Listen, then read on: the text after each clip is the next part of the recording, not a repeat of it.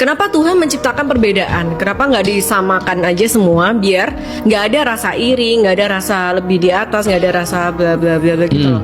Itu kan terjadi karena ada perbedaan-perbedaan kan. Bagus. Kenapa nggak disamaratain? Misalnya semua orang matanya sipit, Betul. semua orang Cina, semua orang apa kayak gitu. Itulah namanya tesnya, untuk memperlihatkan bahwasanya yang kamu cari di dunia ini apa sih Kenapa sebenarnya. Tuhan suka tes kita? Karena itulah inti daripada hidup di dunia, ngetes.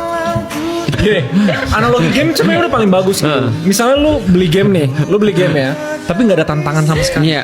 Di OP dari awal ditantangin. Seru nggak game itu? Ada maknanya nggak game? Kenapa kalian mencari keseruan? Kenapa nggak hidup as it is saja?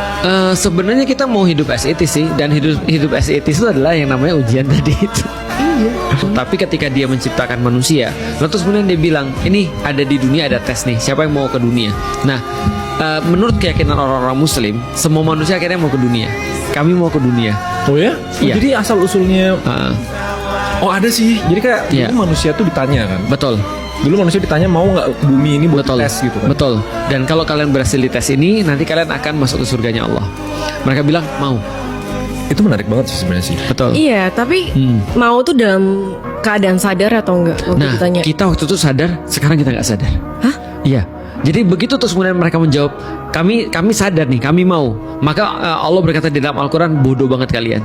Karena kami mau mengamanahkan Al-Quran ini sebagai tes untuk diterapkan di antara manusia. Kepada gunung mereka nggak mau.